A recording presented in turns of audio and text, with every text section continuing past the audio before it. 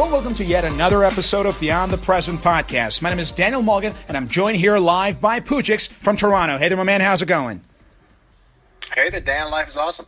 Oh, fantastic. And we have Emmy back for another episode. So, Amelia, how are you doing? I'm great. How are you? I am doing terrific. And first of all, I want to ask you about yourself. How is life now in Canada with the temperature and all that stuff? Is it pretty cold there right now or something? Oh yeah, we're definitely starting to feel the chill. Just the other night, I was walking home and I was like, okay, time to get out the parkas, you know. Oh my goodness! And what's right now the temperature? Do you know? Let's see. Right now, I think right now it's still. Yeah, of course. I'm like, it's cold. That's what I can tell you. It's like the temperature is cold. It's pretty darn cold. 16. That's the temperature. 16? So 4 degrees currently where I am. Oh, for something like 16 is not cold at all. So 4 degrees, right? No. Single digit. So. All right. And are you also in Toronto? Where's your location? I'm in Guelph, so there's maybe like a couple degrees difference from Toronto. All right. Very well. Fantastic. So that's the problem. We got to deal with this one, but hopefully you guys can handle it because you've been there for a long time, basically. I mean, how do you get used to that kind of cold temperature all the time?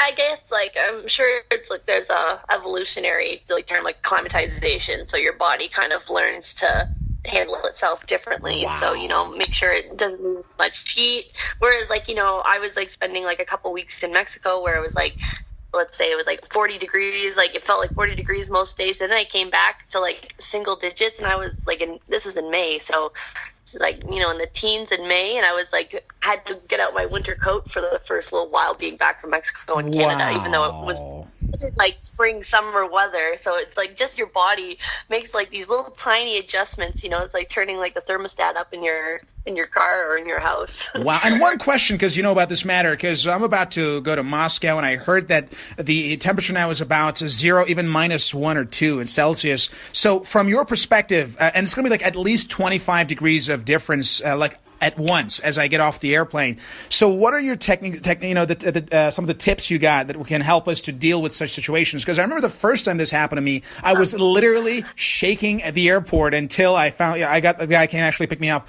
basically my driver, and it was really unbelievable. So what do you think is the best way to prepare ourselves for these sudden changes in temperature? I would definitely say just if you know what's happening, to dress accordingly. So I know it kind of sucks, but getting on the plane, just make sure you have those extra couple layers, or just having that stuff ready instead of just dealing with one coat. Have a couple sweaters, have maybe track pants and a pair of pants underneath. Wow, that's good. I mean, you give very good tips. I remember I asked my driver, he said, Mr. Morgan, all you need is to drink some vodka and everything will be good. So that's also one solution. Next suggestion. That's right. Very well. Fantastic. So, guys, speaking of getting cold and stuff like that, today's topic is about a terminology that you might not have heard. We certainly didn't once we first heard about it, and that's called anti-vaxxers. So let's first start off talking about this terminology and what it actually means. So, I mean, you're the expert on this subject, and you mentioned unfortunately. First of all, what does anti-vaxxer means, and why, unfortunately, you're an expert on this subject?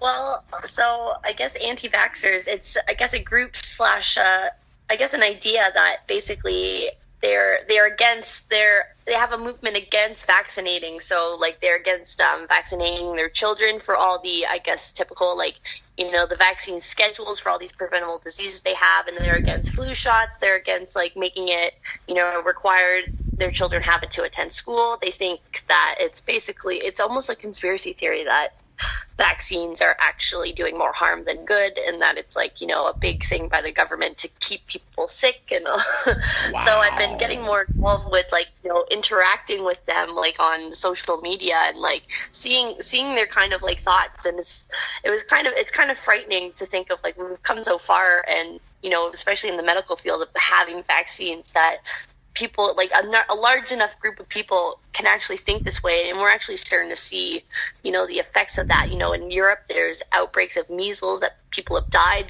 things that we thought that we would have to experience again, but we're starting to see that now because there's such a movement for not vaccinating.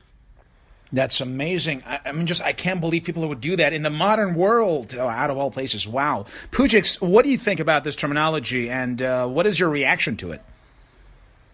Yeah, that was the first time I heard actually from M. So that's how we basically do stuff for the people who don't know. We for discussing different topics. So we present like few suggested topics, and then the last suggestion is, okay, suggest your own. And then M came to me with this subject, and I Googled it up. I was like, okay, that's pretty cool. Let's do it.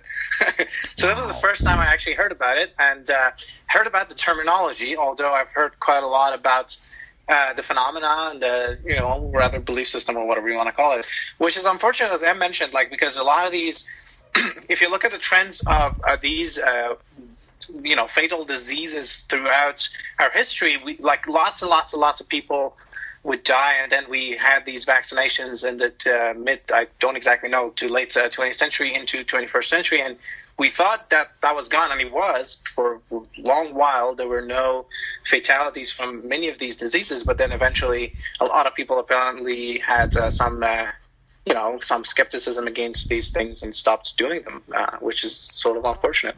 Wow. And speaking of that, actually, let's talk about the preventive measures we take generally to ensure our health and well-being. So, Em, I'm guessing that you yourself care a lot about your health and you take a lot of precautionary measures. How often do you yourself get a full checkup? Actually, I'm curious. How often do you get a full health checkup and you try to actually see how things are? So I would say, like, unless I'm otherwise healthy, and especially because I'm under 25, like, I try to do it like maybe every other year, just to like kind of check on things, or when I guess if there's some things going on, like I have gotten like a blood panel once or twice just to like check my values, especially. So I know you'll love hearing this, but as a vegetarian, like, you need to check to make sure I'm not becoming anemic. So oh get 12 checks. Wow. My hemoglobin, Wow. So they always like to check on that. But yeah, I would say one of the things that a lot of people don't think of is like getting, like, for example, your flu shot, like getting your yearly flu shot. Or for me, because I work with animals, I have a risk of contracting rabies. So I've been vaccinated against rabies. So I also have to, it's called a blood titering, where they'll take a sample of my blood and they'll check the amount of antibodies that's in my blood to say that there is enough that if you were to be exposed to rabies virus, you would be protected. So I also get tests like that done to make sure that I can be safe and healthy and not rabid. Especially for a vegetarian. Unbelievable. And now let's move on to Poujix. So how about you, buddy? How often do you get yourself checked? Yeah, I think so. Since a year ago, I decided to do this way more regularly, at least once or twice a year.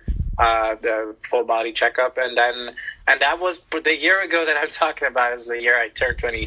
Well, I turned 25. So as I mentioned, I was like, okay, now I'm 26, so probably I should start doing regular checkups. And I mean, not that there is any concern, but you never know, right? So there are a lot of things that might be wrong with you that doesn't have any symptoms, like showing symptoms that you can actually observe yourself without any blood work or anything like that. So yeah, I think at least once a year would be a good idea for most people. Interesting. And both of you right now are below 25 or almost 25 or around that. So let's be honest, when you're young, your body's a lot healthier and capable of dealing with all sorts of problems and diseases. But in general, at which age should we actually become a lot more cautious about our health and start, getting more and more screenings done and try to actually take care of our health? So you mentioned earlier, Em, that you tend to somehow do this once or twice a year because you're working with animals. But at which age should everybody actually, whether they work with animals or not, whether they're working in hazardous environments or not, at which age do you think it's best for them to actually try to get checked a lot more regularly? I mean, so it's funny because I feel like it's like, as we're saying, like, yeah, when you're over 25, you should probably think about doing it more. But then it's like, even under 25, there's a brief window where, unless there's other, like, medical conditions or things to worry about, like, once a year. But then if you look at the other end of the spectrum, like when you're freshly born, like, that's also a very, like, state where you're very vulnerable. So that's where you kind of tend to see, like, more when the immune system and your body isn't able to take care of itself properly. So that's where you rely on the mother. So there's a little like newborn to somewhere into your toddler years that you should also think about like being checked more often. But everywhere in between that range, I would say at least, once a year, just so that, your doctor at least can kind of keep up on things and have a trend of seeing if there's anything changing or if everything's basically generally the same. That's why they usually say for yearly checkups, just to get a better idea, like a better picture of stuff that you're actually healthy, or at least consistently, similar. Great point. So speaking of that, let's now talk about actual vaccinations. So I don't know about you guys, but the last time I got a vaccination, it was a long time ago. It was long before even Obama was in the office, but now we have another monster in the office. But for now, I want to ask you actually, Poujix, when was the last time you got vaccinated? Well, if you count flu shot, that was last year. Flu shot. So you got a flu shot last year. It was like, yes. Interesting. Well, actually, I didn't take the flu shot last year, but the year before. The year before last year, that is. Yeah, so 2 years ago. Well, we have a terminology for that. That's pretty cool. It's like a friggin' puzzle. Like, no, what's the year that is before the last year? You know what I'm talking about? All right, very well. So that year.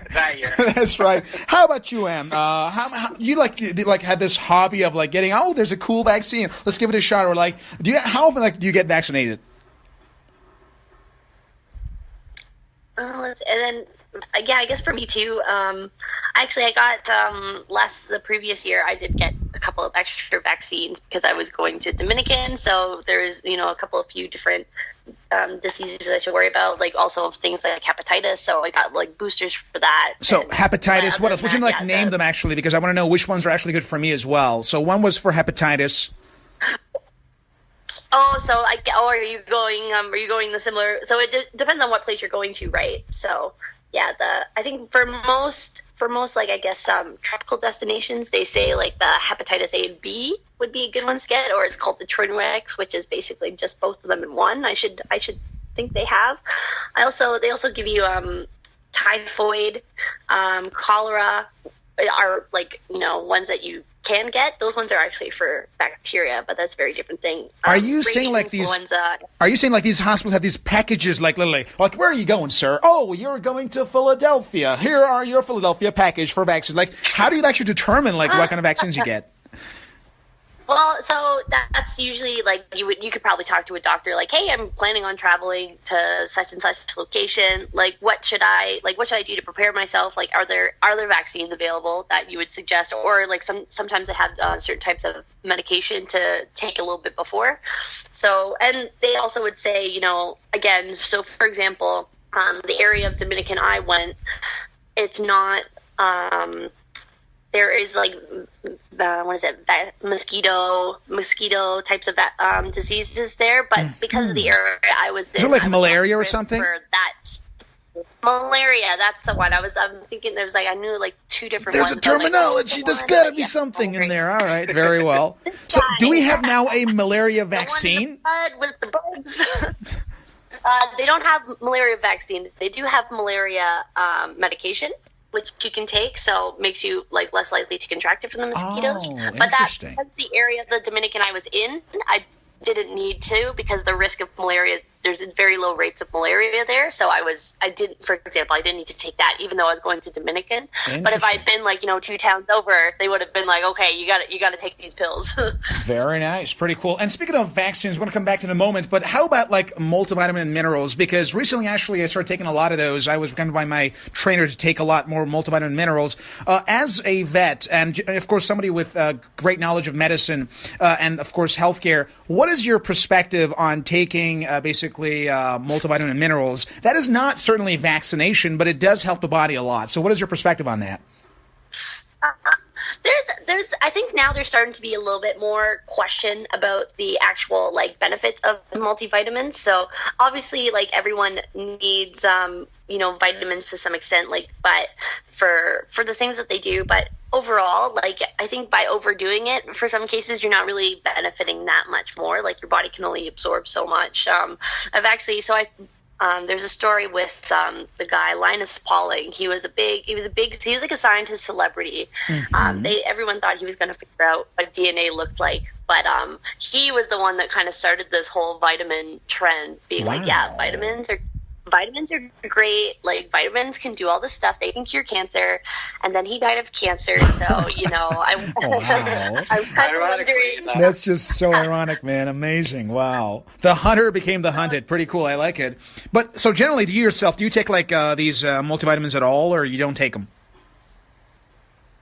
I think because, everyone kind of got into a habit, like, when you're a kid, like your mom gives you like those multivitamin gummies or whatever, and you just it kind of just gets carried on from there. But I haven't gone out of my way since then to buy multivitamins. There's some things that I'll buy, for example, like magnesium, extra strength, but those are like, a high dose of like a specific type of mineral, not exactly just like an overall. And of course, being a vegetarian, I guess, helps you a lot because you take a lot of naturally. They take a lot of vitamins in. Oh yeah, or like other like most of them, like the fruits and stuff. You can get a lot of your recommended vitamins, for example. I was actually just reading today about like the vitamin K shot that they're now starting to think about giving for newborns because vitamin K. I'm afraid I've never heard about vitamin K. So vitamin K, you can actually get it a lot from like fruits and leafy vegetables, but it's useful. It's it's used in the body to help your blood coagulate, which is like, to form a clot. Wow. So if people have a vitamin K deficiency, then they're more likely to bleed out because their blood won't be able to form a clot. And so for babies, there's always a risk of that, like them hemorrhaging or bleeding underneath the skin and the blood pooling because the blood isn't actually able to clot properly. So they've been thinking like yeah. Very good, very good. I love it. So, Poujix, how about yourself? Do you take care of yourself? Do you take your multivitamins and stuff? Yeah, I think that the thing that I mentioned, like as a habit as you grow up, so, sort of, again, I'm not out of my way either to take, but I'm also not that patient to basically be reading on these things and see what specific minerals or vitamins I perhaps would need to take as a supplement. So if I were to take, vitamins or minerals, I would take the multivitamin perhaps because it's just easier. Wow. Although yeah. You see, here's what baffles my mind. Both of us, you guys, you do not like multivitamins and minerals that much, but you're not anti-vitamins, like basically these guys who hate vaccination. What does it even mean? Like, I mean, you don't say like multivitamin is this huge conspiracy. It's a propaganda by the government. Like, you guys don't talk about these things, even though you don't like it. The same thing can be said about vaccination. So what's the story, Em, about these people who somehow find vaccination to be, I don't know, a propaganda or some sort of conspiracy? What's this? I mean, how could they be so dumb in this modern world? You know what? I asked that about a large number of people. Like, how can you think this way with, the amount of information available to us? But you got to think about it too. It's also the amount of misinformation as well. I feel like a part of the whole why the anti-vaccination movement is so much stronger is because it involves children. Like, you're thinking like most of these are parents or like concerned like family members, like worrying for their child, like niece, like grandchild's like health, like, and thinking that these vaccines are meant to cause them harm. They will support that very strongly. So I feel like that's probably why, when it comes to vitamins, there's not like people protesting, vitamins and in the same manner. That's so true, man. Unbelievable. So Poujix, what do you think about these, I don't want to call them idiots, but these people who somehow find these weird beliefs out of nowhere? Like, what do you think about these guys? Yeah, okay, so that's actually a very good question, and it has I'm not talking about, like, what Em mentioned makes a lot of sense, but I want to talk about it from a very more general sense of things, and that is, I was reading a memoir by a former spy who was retired, obviously, and then he was talking about the area of the Cold War, and one of the tactics was used by both sides was to basically create doubts. And the point was they would create these scenarios. So, for example, well, one of the classics, like with the vaccines, or people, we didn't go to the moon, it's just a conspiracy, or all those stuff. So the point was that he was like, I was asked a lot during our briefings, or we were all asked a lot, would even anybody believe these things? And then his answer and his colleague's answer was like, that's not even the point. It's not really important whether they believe it or not. Actually, if everybody believes it, it defies the purpose, because the purpose is to inflict chaos, and it creates a distinction between people. And the point was, if everybody believes it, then there's no chaos. Everybody's on the same page, even if they believe the wrong thing. So the point was to inflict a division and create, and that is what, give or take, happened during the election time. It didn't. So there were some groups of people, or still are, that would believe whatever Donald Trump says, regardless of his evidence. And there were some groups of people, which I'm not interested in those, and there are some groups of people who would completely disagree with him, again, regardless of his evidence. I'm not interested in those either, but there were some in the middle that would, even if they were not presented with any evidence, they would like, could he be right? Could it be the truth or whatever? And I've seen actually those people, quite a lot of them, and like it's really surprising, because you think like that person wouldn't think like that, but they did. So that's the problem. Like that's inflicting doubts. Interesting. So you were saying that even though this whole vaccination thing is quite basically harmless, although let's confirm that before we go any further. So, is vaccination really harmless? Could there be some damages? Because I've heard of some things regarding some allergic reactions. So from your perspective, I mean, that's exactly what Poujix said. Like, what if they're right? What if there's no conspiracy? What if they're really protecting the lives of their children? As a veterinarian, as a person who has experience with, let's say, dealing with different types of viruses and whatnot and diseases, what do you think about this matter? Could there be anything wrong with vaccination? Could there be some perhaps threats or danger for the families?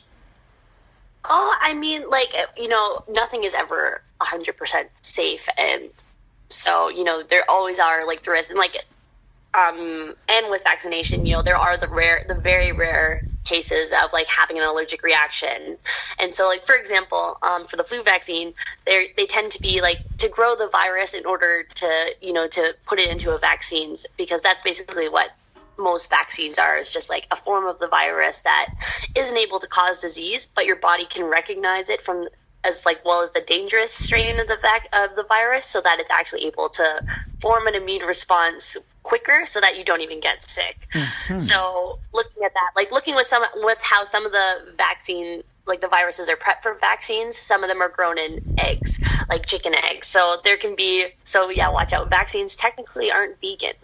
Wow. Unbelievable. Wow. So are you saying that if you are a vegan, you can't have vaccinated? You cannot have vaccination? That's just unbelievable. And it's so funny. I actually did see someone today who was strongly opposed to vaccination. It was because they were vegan. I was like, oh my okay. gosh. So I feel there's an ingesting of an animal product, but then there's there's a virus that was grown in an egg for a few days, and then they extract the chick was never born. Unbelievable. I was gonna say that's a whole other thing, but I guess the point of it saying some people can have adverse reactions because of leftover egg proteins or some other kind of things that makes them unable to, or if the body, if a child or someone is immune suppressed, meaning that your immune system is already very weak.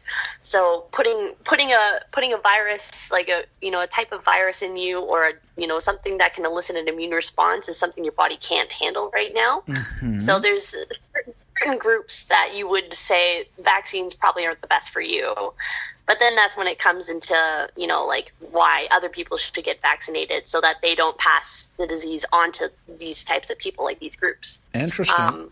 That's a good perspective. But I think Go ahead. I was just part of the anti-vax movement is I think there's been a few of them throughout history. I won't turn this into a whole lecture, but the most recent one, so the one that we're currently, I guess, facing right now, it all started about 20 years ago, where I say doctor, but he has now lost his license, and this study that he did has now been retracted. He published a study saying that there was a link between vaccination and autism, so saying that vaccines were autism in children.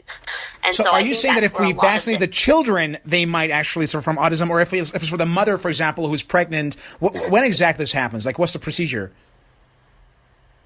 Well, see, that's so. I guess because one of the vaccines that's given very early in when the child's like a few years old, it's called the MMR, which is measles, mumps, rubella. So it's a three types of virus. But around the same time that they are given that vaccine is also where children start to show signs of autism. Oh. So that, along with the study he was doing, was trying to say, look, there is a link between these two things. But so probably there isn't, just a coincidence, right? It's that's my favorite phrase now. Correlation does not mean causation. Exactly. I love this phrase so much. I love this phrase so much. Wow, that's so true. So true. So overall, from your perspective, let's go back to Poujix here. What do you think we could do? First of all, let's say these individuals who find vaccination to be propaganda or whatever it is. From your perspective, is there any way we can actually change the opinions of these individuals? Because their children might suffer from an illness that could have been prevented with vaccination if we do not do anything. So could we somehow influence these individuals and change their mind, or it's just we are stuck with some rednecks who just cannot change their dogmatic principles and ideas? Right. I mean, so that's very good question, because I want to say to people who are skeptics, if they're skeptics, because some people just are just, that's a different story. I don't want to even get into it. But if you're a skeptic, and I appreciate your skepticism, because as a scientist, I am being trained to be a skeptic, and that's a good thing. But then there's a healthy degree of skepticism. It doesn't mean that you have to start doubting everything. And I'll give you an example, and that is, so there is a chance all of our theories that we're constructing, the most definite ones, like the Newtonian theory, that actually is not correct and it doesn't work. And guess what? In the break of 20th century, Albert Einstein actually proved that it's not the case. And Newtonian physics is not a very good theory and a very cumulative theory. Why? Because when you approach the objects that are going at the speed close to the speed of light, the whole theory breaks down. But so point being, there is a chance that all of this will break down at some point. But while it's working, and we still use the Newtonian physics in our everyday to-day life, in sending spaceships to space, to satellites that work and help us use our phones, etc., etc., etc. Although we know it's not a cumulative theory, because it still works in our practical day-to-day life. We've seen tons of evidence that is very positive and very good. My point is, even though there is a very tiny chance, so my point is the chances are what? 0.0001%. And would you bet your whole life on that? I wouldn't. Wow. And I don't think anybody would. And here's my question. Where'd you get that number, 0.00001%? Well, that was a rough number. It's not a real number. I'm just kidding, man. That was good. It's funny because I'm pretty sure it's very close. That's very close to actual rates of severe reactions to vaccines. So wow. I love it, man. Good job. Very well. So generally the vaccines are quite safe. Really shy of a start. That's right. And let's be honest, Em, do you know some of the diseases that are now fully eradicated because of vaccination?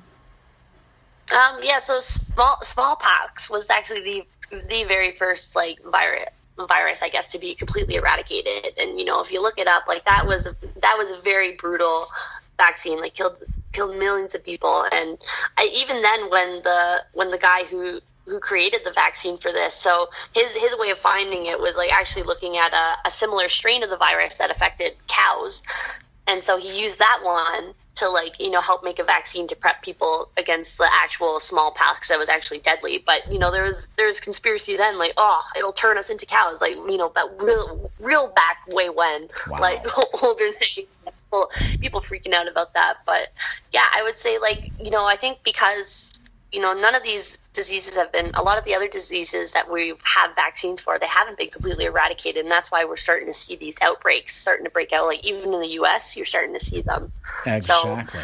So, we're we're still not there yet. And we were so close, like for example with polio too, but there's still some areas that we're still targeting. Like polio is the next, I guess, big disease that we're hoping to get fully eradicated.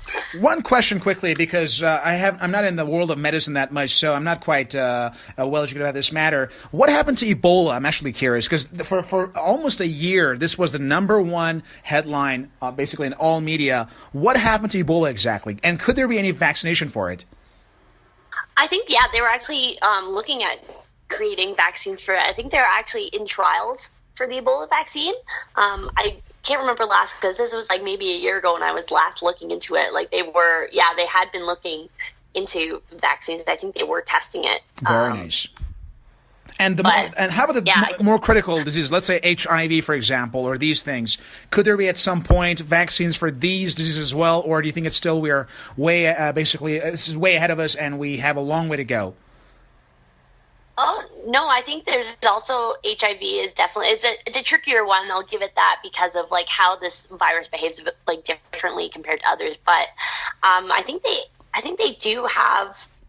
feel like they do have another, like they've been trying a few different types of vaccines. So I think they're on to like a fifth one or so that they're trying out to see if it'll work. But again, like it's definitely feasible. It's definitely something that we can accomplish. Wow. Like, That's wonderful. And despite all of this accomplishment, still there are people on this planet in the year 2018 who are against vaccination. So I want to ask you right now, Poujix, imagine we are talking to these individuals. What is your message to these individuals who are firmly against vaccination? Well, I first want to know if they're really skeptic of the whole concept or really against it. Because if they're skeptic, I would, again, go about the argument that I had a few minutes ago.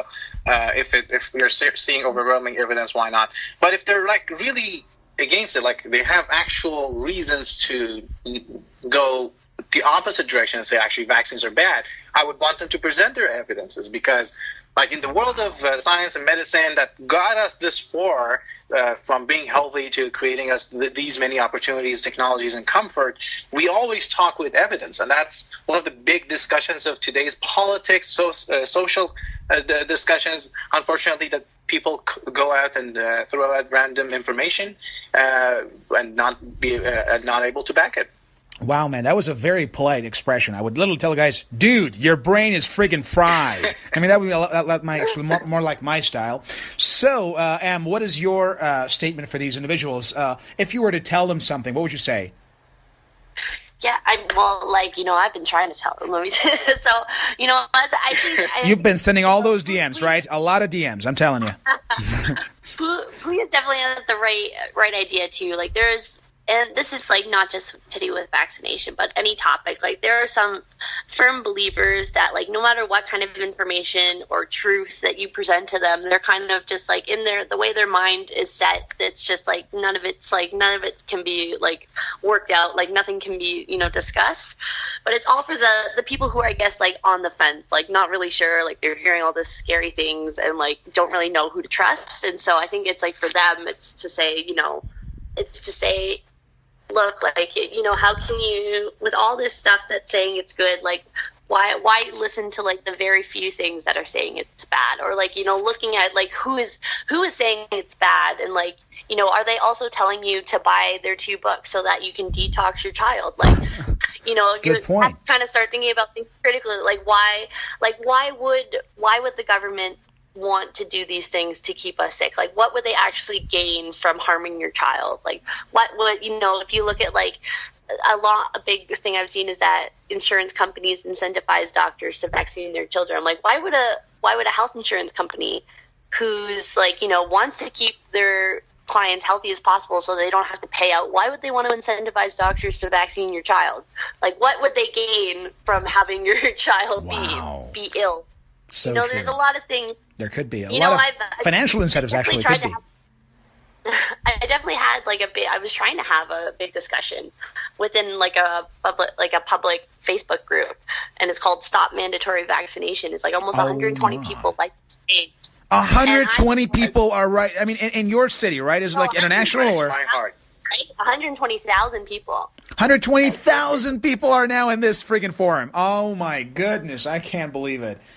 Who are these people? I mean, what's the average? What's their demographics? Is it like an older redneck? I don't know, urban type or what? Mainly within the States, from what I was getting, and it's actually surprisingly those in like higher socioeconomic brackets tend to be this way. So wow, yeah, but they were like I was banned from the group within 24 hours. Oh like, my gosh. So see, here's the problem. Here's the problem that I have with this whole thing. Like, if you really stand for something and can defend it, why can't you hear opposition? Exactly. That's the point. You know what? I have a great idea. I should make a group and then ban all the vegans. Tell anybody. They don't even like vaccinations. That's the only solution. That's right. Very well. So, overall, great point, great discussion. And now we're running out of time here, so let's go for a final comment to wrap up the show. Poujix, after all that we talked now, what is your final comment? Yeah, I mean, I didn't know this Facebook group existed. I guess I should have guessed. Everything exists on the internet, but I mean, it's one thing to have these groups and have these discussions. That's actually very good. I mean, although I don't believe in it, it's good to have a discussion. But when you can't have a discussion and you actually ban somebody like M that is trying to put give a different perspective to the matter, then that's a problem. That's very sad, because then it's very definition of silencing. Although this within the limits of that group, still it says a lot about that group. Ultimately, and I want to say that it's good to have discussions. It's good to be skeptics. But ultimately, when it comes to the intersection with reality and when we have to actually make a decision and do stuff, we got to go with the overwhelming evidence. If there is overwhelming evidence, we got to make a decision. And I would base my decision based on the evidence that shows whether this thing has a positive impact or doesn't. And so far, again, I'm just going to talk about the very various diseases that have been killing thousands of millions, if not more, people throughout history that have been contained very much, maybe not eradicated in the recent 30, 40 years or so. Wow. And that's just my evidence. I don't know. So, buddy, I got an idea. Well, we can actually ask Govind to hack these idiots group basically on Facebook, number one. Number two, we can find the administrator of that, basically the admin of that group, and just go kick his ass, basically. You know both, basically. Oh, you know his name? I do actually know who he is. So awesome, bravo. So we got it. Whoever you are, buddy, you're now the target. Just wait for it. We're going to come for you. All right, pretty cool. Well, I mean, joke aside, though, like that's not going to even solve any problem. Oh, trust me, it does. No one's going to ban my friend. You're going down, whatever your name is. Listen, let me tell you why that doesn't solve any problem. It doesn't, because it enforces the followers. It gives them an incentive. See, they get rid of our guy, our head of the. Tried to get him. Oh my goodness! You basically make a martyr out of him. You make him a symbol. Well, I told you, Poujix, you're too nice. I guess we got to do something about this matter. We'll see. So, Em, habit yourself. What is your final thought about this discussion? Yeah, I mean, again, like I can be banned from Facebook groups, and wow. but that won't really stop the message, I guess. Like there's still ways to do about it. Like I think one thing for sure is like, bringing this to more attention. I think it's gotten to, Facebook pages of over 100,000 people because it was kind of brushed off. Like, these people don't know what they're talking about. Like, it's not like they're not doing any harm. But now when we're actually starting to see the harm, it's like, okay, maybe we should actually, as a collective start to address this. And so, for example, getting doctors more informed. So like, when they have these kind of people saying, I don't want to vaccinate their children, or like, I'm scared, like, so that they have the better answers for them and like have better ways to like, get them, put their minds at ease. And, for, kind of calling out, like, there's senators who are, even your lovely president has said that, said vaccines. Oh, so, my goodness. It's he's kind a of lovely, lovely president and a lovely, lovely man. Like, I know. Oh, my goodness. Instead of getting, all these celebrities, who are like, oh, my son got autism from this vaccine. And, let's just talk about my my kid didn't get this disease because he was properly vaccinated. You know, I was like, let's put more of these like better health ideas like into the public eye, and like more common for, if they can't believe your doctor, like, okay, let's believe Dr. Phil. Like, I don't know. Oh my goodness, Dr. Phil. I'm sure he's got a great idea about this one as well. That's right. But overall, that was a very, very great discussion, and I want to thank both you, Em, as well as Poujix, for being here and sharing your ideas. It was great to have you with us. Thank you. Definitely. And, of course, to those of our listeners who are now listening, please, if you're on iTunes or on Google Play, just go right now, leave a ranking, just a couple of stars. We prefer 5, of course. And if you actually possibly could leave a review as well, would be quite grateful for that honor. And, of course, the admin. Listen, I'm talking to you, the admin of that friggin' Facebook page. You, pal. We are coming for you. Just wait for it, all right? And, of course, that's all the time we have for it. My name is Daniel Mulligan, and this was Beyond the Present Podcast. Thank you for tuning in, and see you next week.